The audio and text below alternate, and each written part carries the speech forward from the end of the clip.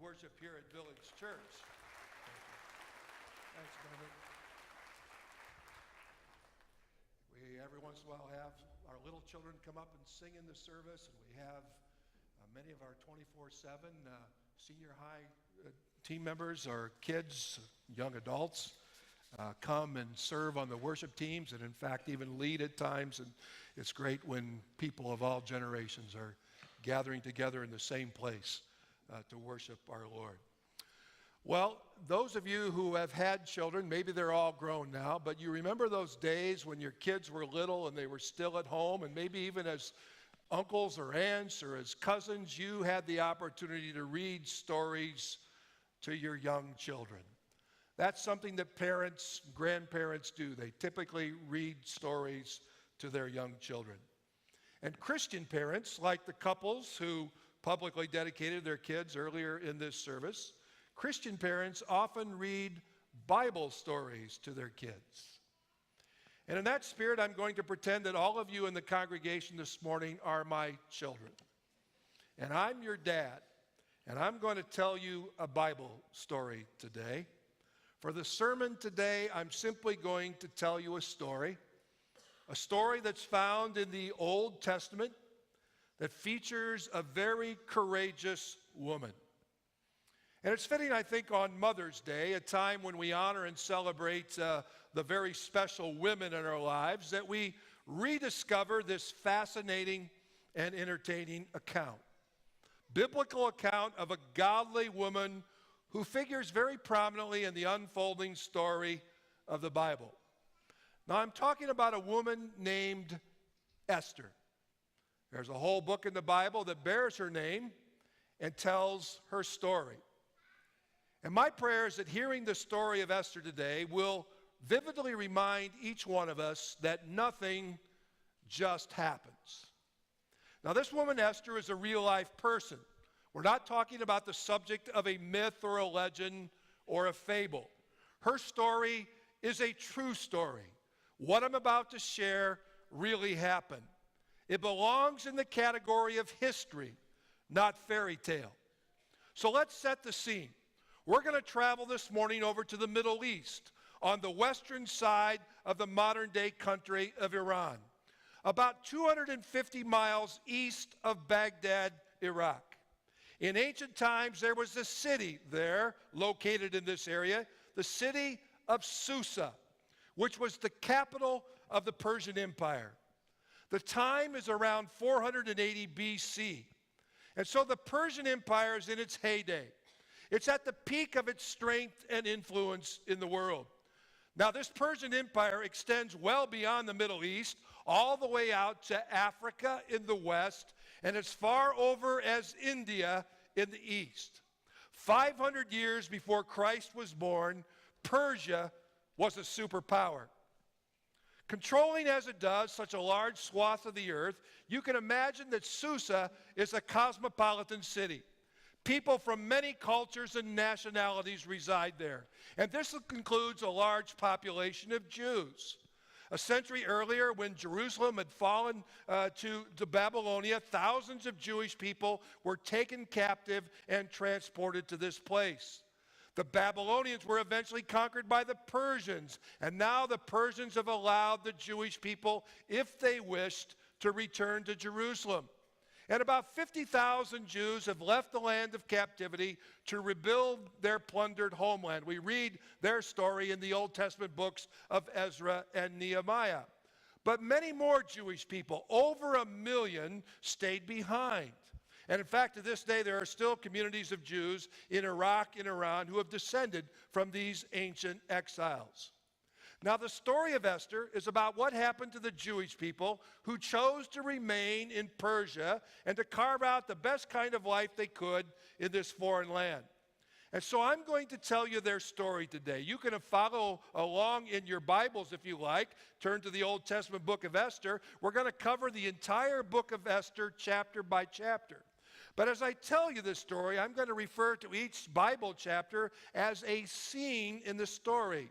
So when I say scene 1, that simply means Esther chapter 1. If I say scene 2, it's chapter 2 of Esther, and so forth. So let's begin. The story opens with a wild party going on at the palace in Susa. The Persian king Xerxes has decided to host a world's fair in the capital city so he can show off his wealth and power. And government leaders from one end of the empire to the other were invited to this 6-month-long extravagant Persian expo. It's now the last week of this lavish event, and there is a culminating banquet, and the liquor is flowing freely. This is an all-male event with an open bar and unlimited drinks, and the guys are getting lively and loud and lustful. And so the king summons Queen Vashti to make an appearance in this large royal man cave. Now Vashti, as you can imagine, was absolutely gorgeous. She was a 10 on the beauty scale. And the Bible tells us that the king requested her to come and, quote, display her beauty. In fact, the Bible tells us that the king instructed Vashti to enter wearing her royal crown. And reading between the lines, you get the impression that what he means is that when she enters the room, her royal crown is all that she's expected to wear. Queen Vashti, to her credit, refuses her husband's order.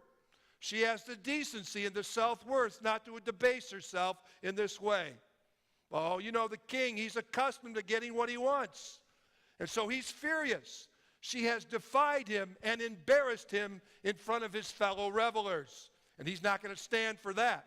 So the queen who would not strip is stripped of her title and her position. She is no longer queen. Scene 2. After the king's anger subsides, he realizes he misses not having a queen, and so he commissions a search for a new one. Of course, she's got to be beautiful, so a Miss Persia contest is arranged to find the most beautiful woman in the empire.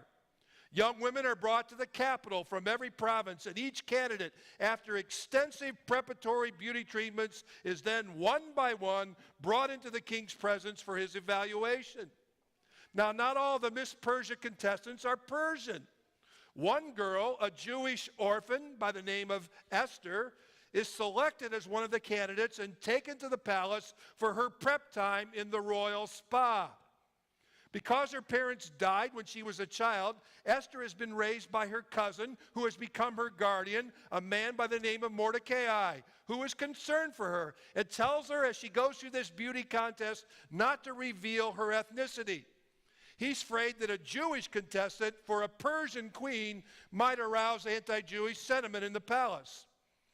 Well, Esther is extraordinarily beautiful. She's an 11 on the 10-point scale of beauty. And the man in charge of preparing the Miss Persian candidates gets one look at Esther, and she becomes his personal favorite, and he gives her special treatment. And when it comes time for Esther's turn to go before the king, well, can I say it? The contest is over. The contest is simply over. The king is so captivated by her stunning beauty that he doesn't care to inquire about her background. He just knows that he wants Esther as his queen. Meanwhile, Mordecai, remember Esther's adoptive father and member of the royal workforce, was sitting outside the palace gate one day, and he overhears two guards who don't like the king and who are carelessly in conversation, speaking a little too loud as they plot an assassination attempt on the king.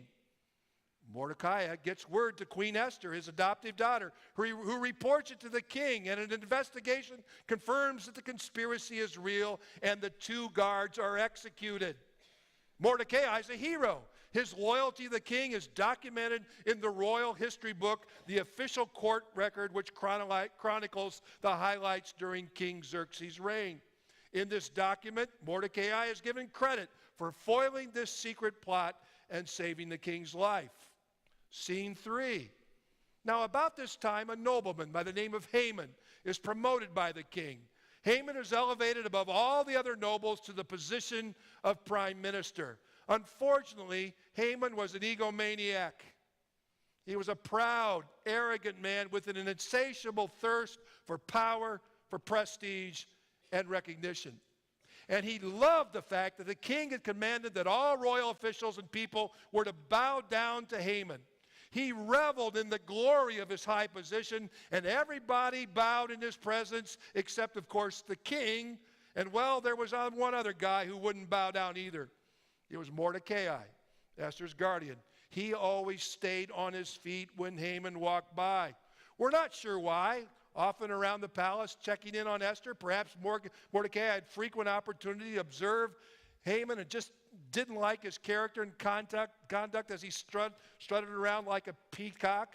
Maybe he sensed in Haman an anti-Jewish bias, but whatever his reason for remaining upright in Haman's presence, Mordecai's refusal to bow down made Haman furious. He hated that guy. And so he decided not only that he wanted to get rid of Mordecai, but he said, Mordecai is Jewish.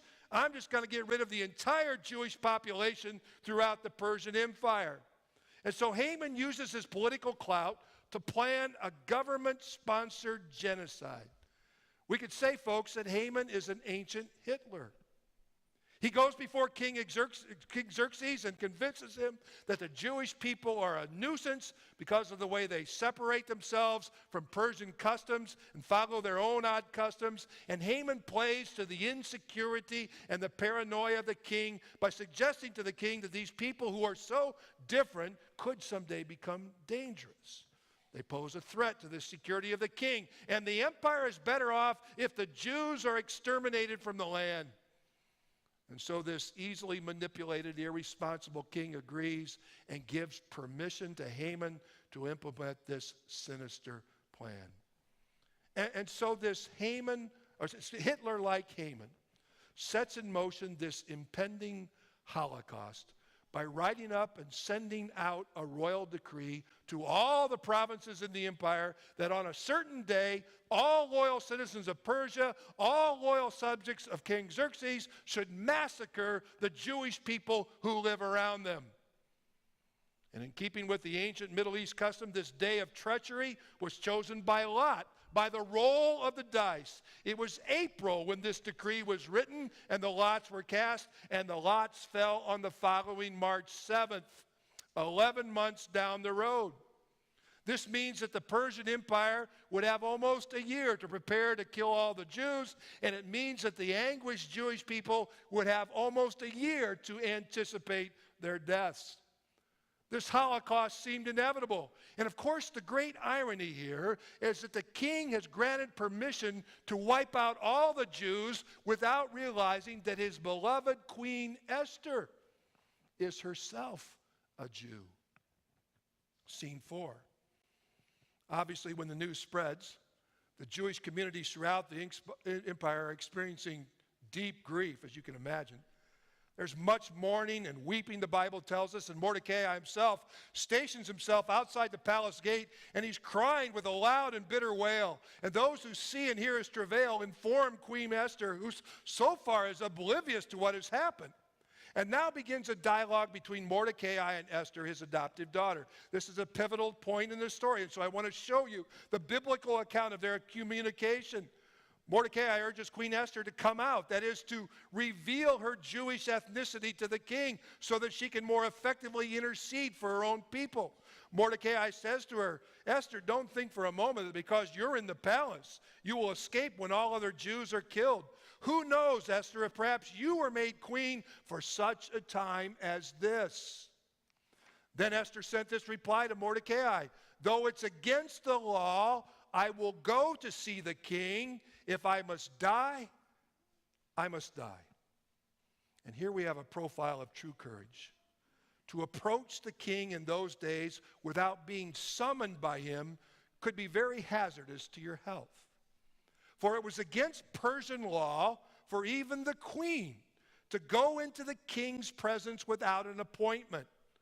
Making a surprise showing before the king would mean you're dead, unless the king, upon seeing you unexpectedly in his presence, decides he feels like seeing you and extends his golden scepter, his ornamental rod or staff, which signifies that, yeah, okay, I'm going to let you live.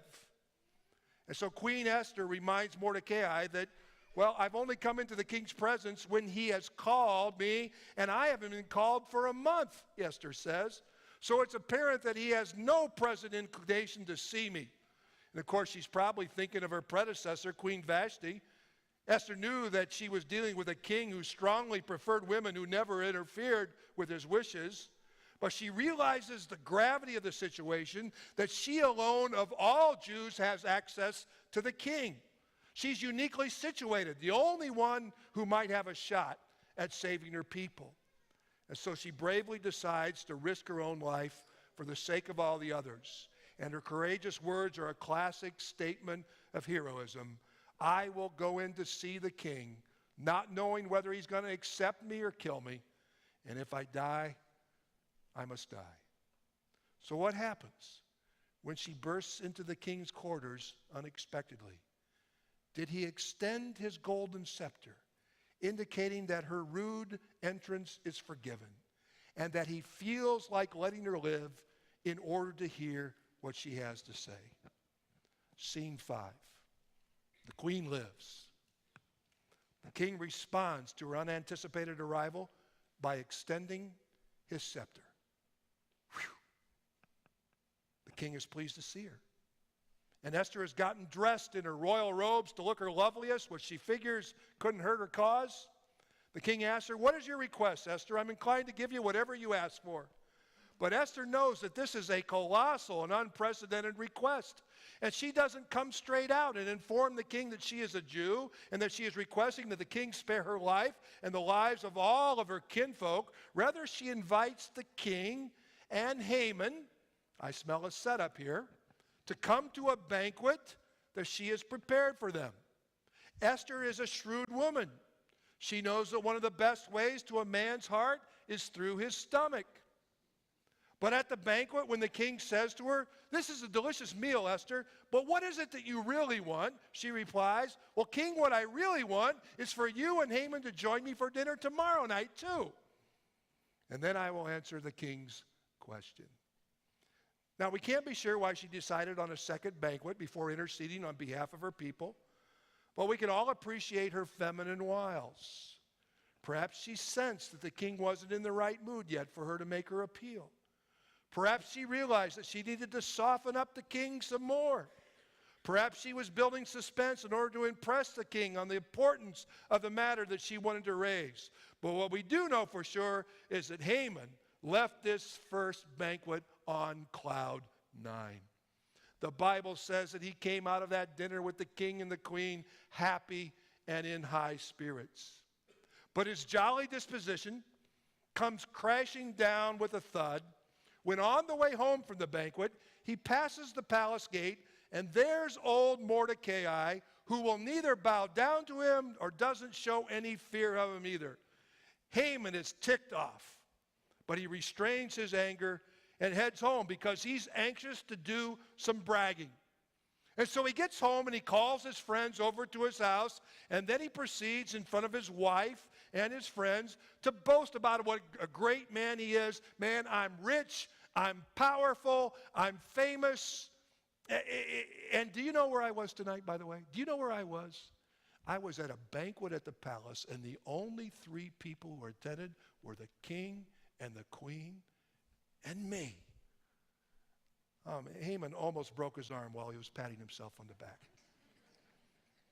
And all of his friends are shouting, "You the man, Haman, you the man," while his wife is rolling her eyes. And then Haman's countenance suddenly changes as he confesses that there's a fly in the ointment, that all this royal honor he is experiencing gives him no satisfaction as long as he sees that man Mordecai, whom he despises, still alive and well. Haman's thinking, well, at least in a few months, this guy and all of his people will be history. But then his friends and his wife goad him on. They say to Haman, "Well, hey, if you're the great man and the powerful man that you say you are, then why don't you do something about this immediately? Why wait for the day of annihilation next March? Get rid of this guy Mordecai right away. How about if you have a gallows built, even tonight, and tomorrow morning when you see the king, ask him to authorize the hanging of Mordecai. Then you can go to that second banquet that night with the king and queen, and you can really enjoy yourself." Haman's delighted with this idea. He says, why didn't I think of that myself? And so he orders the gallows built that very night.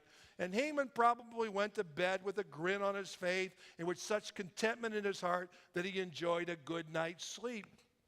Scene 6, not so the king. He was tossing and turning. It was sleepless in Susa for him. One cure for insomnia is reading for a while until you get sleepy. But you know, if you're the king, you don't read. You get somebody to read for you.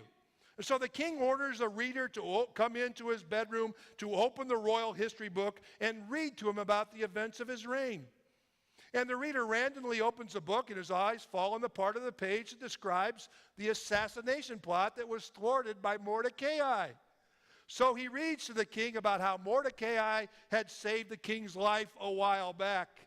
And the king then asks the reader, and what does it say in the book about how Mordecai was honored and recognized for his loyalty to me? And the attendant looks at the book and says, hey, there's nothing in the book about that.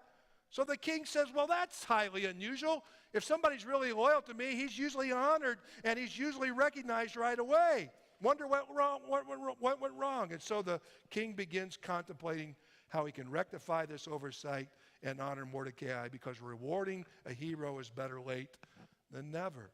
And so for the rest of the night, the king is preoccupied with this thought of how he can make this up to Mordecai. And the next morning, guess who comes strolling into the palace to talk to the king about authorizing the hanging of the same guy that the king wants to honor? Oh, I picture Haman coming through the door singing, oh, what a beautiful morning.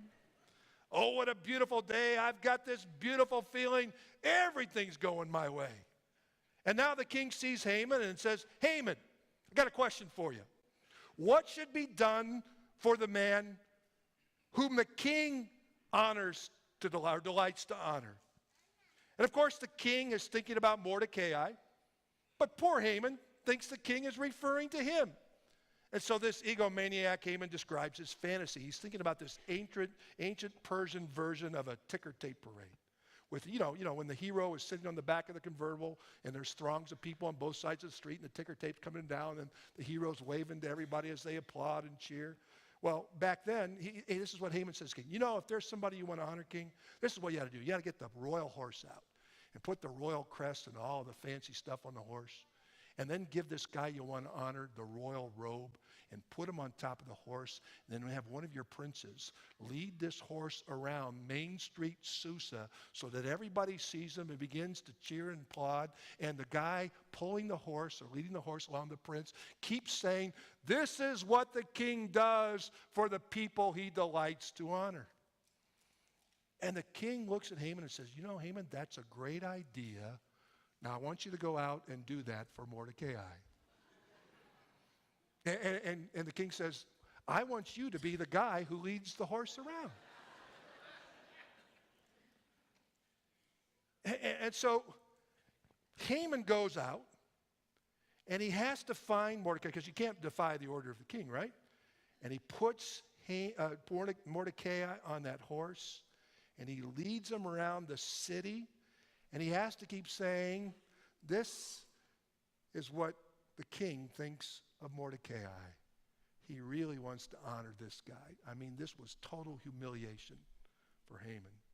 And to make the bad day even worse, Haman now has to go to the queen's second banquet that evening, unsure of what's going to happen next. Scene 7. Here's what happened next. It's Haman's last supper. At the second banquet, Queen Esther finally makes her request. She informs the king that she's a Jew. She pleads with the king to spare her people from the slaughter that Haman, she points her finger, that this guy has devised. Haman turns as white as a sheet. His teeth begin to chatter in fright. The king is furious. He has this sudden change of heart about having to prove this Holocaust. He's now so enraged about the mess that Haman has gotten him into that the king leaves the room and moves out into the palace garden. He evidently needs time alone to decide Haman's fate.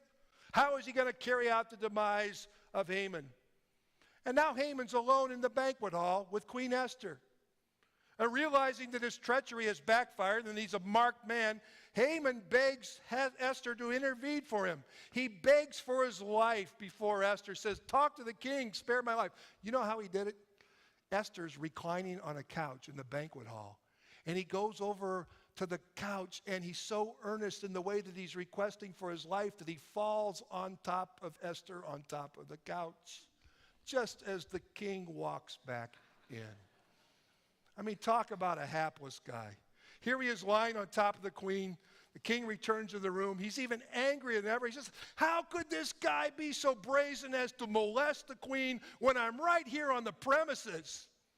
Haman is as good as dead. And the king is trying to figure out how he can execute Haman as soon as possible. And he's trying to come up with an idea. And there just so happens to be a servant in the room who knew about the gallows that Haman was preparing for Mordecai. He says, King, I have an idea for you. There's this gallows over by Haman's house. It would be a shame not to use it. The king thinks it's a great idea, so they cover Haman's head. They take him out to the gallows, and the noose intended for Mordecai is tightened instead around Haman's neck. He had unwittingly plotted his own demise. Scene 8. The ancient Holocaust is going to be averted now. The Jewish people all over Persia celebrate the death of their Hitler, but the order to kill all the Jews was still enforced, and in Persia, a law that the king had authorized can never be repealed or revoked. It's permanently on the books. But the king now earnestly desires to spare the lives of the Jewish people, and so he does the only thing he can do. He issues a new law that counteracts the previous decree.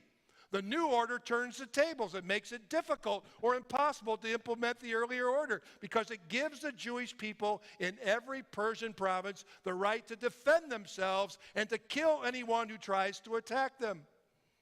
So now with the Persian government officially supportive of the Jewish people, very few people are going to be inclined to attack them. In fact, many non-Jewish people throughout the Persian provinces, the Bible tells us, actually decide to begin practicing the Jewish religion, in part because they're afraid of what the emboldened Jews would do to them.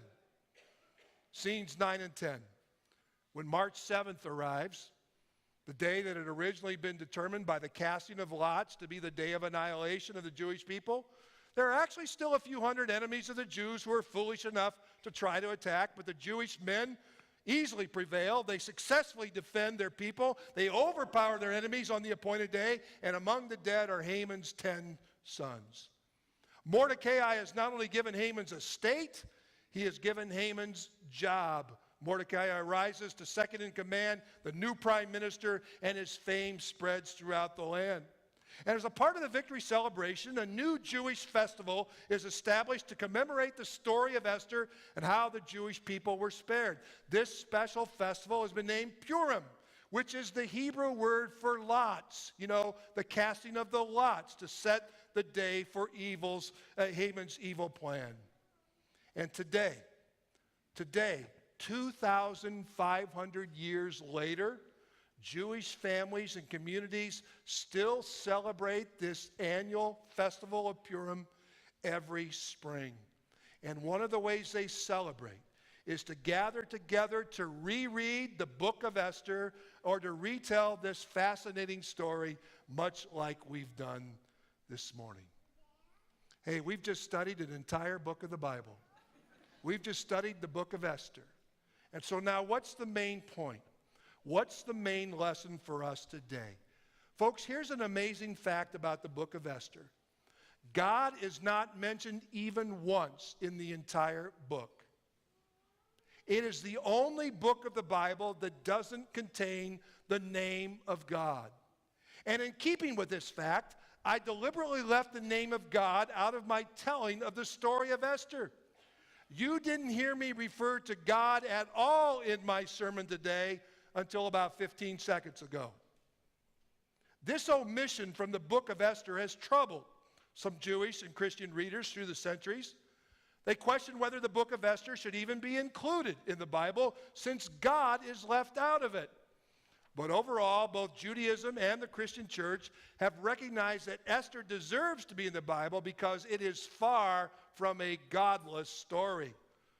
God's name is not in the book, but God's fingerprints are all over this story from start to finish.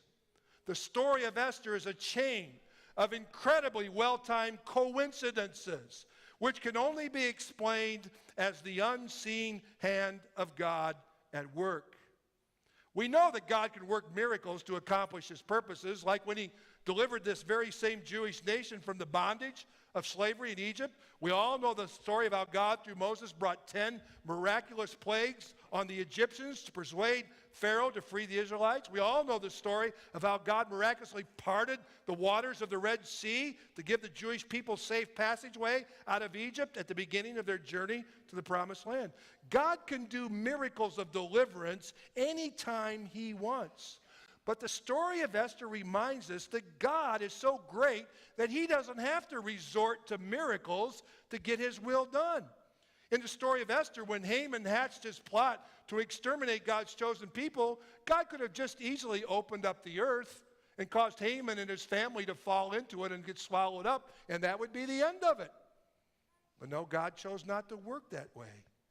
God chose rather to work through the gradual unfolding of natural, ordinary, non-miraculous circumstances that seem to just happen coincidentally. Haman's plan was thwarted because at several points in the story, the right person just happened to be in the right place at the right time. Think about it. Before Haman ever came to power and thought about annihilating the Jews, Esther just happened to be born with extraordinary beauty.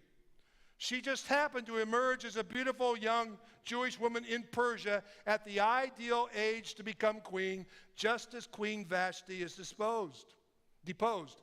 Esther just happens to be the king's type and is selected by the king out of all the other women as the new king prior to Haman's promotion. Mordecai, her cousin and guardian, just happens to be sitting outside the palace gate precisely when the careless guards speak too loudly about their plan to assassinate the king. It just happens that when Haman decides to get rid of the Jews, it's at this point. And it just happens that when the lots were cast to determine the day for slaughtering the Jews, the dice fell on a day 11 months out instead of 11 days out, giving enough time for all the rest of the coincidences to unfold as Mordecai and Esther worked their rescue plan. It just happened that the king was willing to see Esther when she came in unexpectedly, even though he had no desire to see her at any time for the previous month. Esther just happened to decide to host 2 banquets for the king and Haman instead of one, so that there would be a night in between.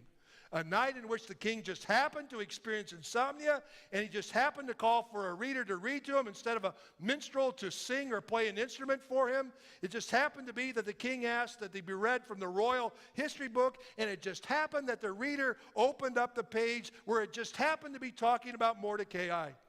And it just happens to be the right night when Haman brags about what a great man he is and gets the idea to build a gallows to hang Mordecai, gallows that now will be available in a short time later when they're needed.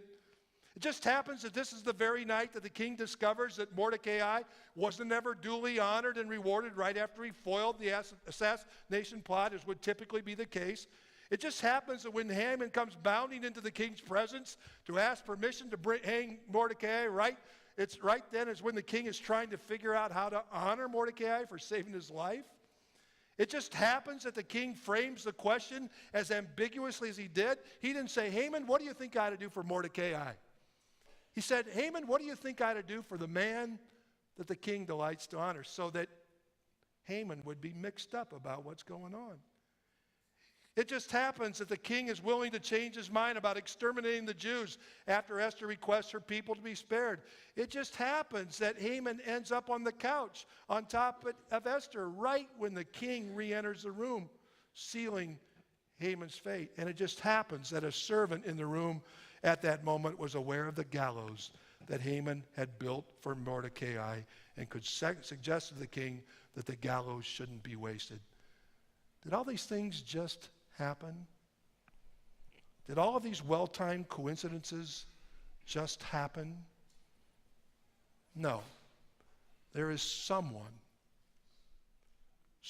responsible for why the right person always just happened to be in the right place at the right time.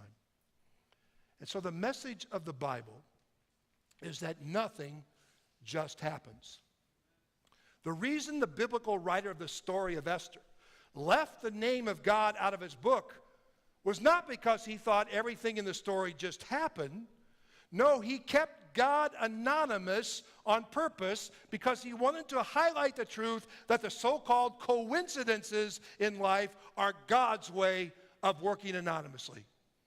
Somebody told me after the first service that Jeff Ware tells the senior high kids there's no such thing as a coincidence, it's a God incidence.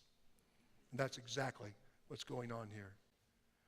God is always at work, folks, behind the scenes, even when it isn't obvious. God is always right there at work, even when it seems like he isn't there at all. And people of true faith recognize that there is no such thing as random coincidences. Rather, we believe that we serve a God who incorporates everything that happens in our lives into his master plan. The story of Esther is the story of your life in miniature, and my life too. The unseen hand of God is always at work in the seemingly ordinary course of events in our lives. Even when we don't know how what has just happened to us will become a link in the chain of God's master plan. How many of you know who Joni Eareckson Tada is? You know, it's a Christian woman, a little bit older than me. She's been a quadriplegic for most of her life since a teenager as a result of a diving accident. She has had a wonderful Christian ministry through the years to people, encouraging them in times of suffering and hardship, particularly people who are in special needs and people who have quadriplegia like she does and other kinds of debilitating ailments. And so she has had a wonderful ministry. I heard her tell the story of when she had her diving accident that caused her quadriplegia. She was out diving, and she was on some rocks by the Chesapeake Bay. She lived in Maryland, and she dove off of the rocks into the water, not realizing how shallow it was. And as soon as she went down into the water, her head hit the bottom and it broke her neck, and she was instantly paralyzed, and there was no way she could get back to the surface. Why is Joni Eareckson Tada alive today? Well, she's alive today, even though she couldn't move down there under the water, because her sister, who happened to be with her diving on the rocks, was able to look down into the murky waters, and she couldn't see Joni Eareckson at all except for her blonde hair. She saw what she thought looked like blonde hair, and she went down and pulled her sister out of the water. Here's the thing. Joni Eareckson Tada didn't have natural blonde hair. Just 2 days before the accident, she decided, like many girls in the late 60s, to peroxide her dark hair so that it would be blonde. Nothing just happens. Do you give God credit for the coincidences in your life? You understand that everything that happens to you, everything, even the bad stuff, is stuff that God is using in his plan for your life, for your good and his glory. Mature Christians are people who can have faith in God no matter what happens. They can leave everything in God's hands because they realize that God's hands are in everything. Would you stand with me as I close in prayer?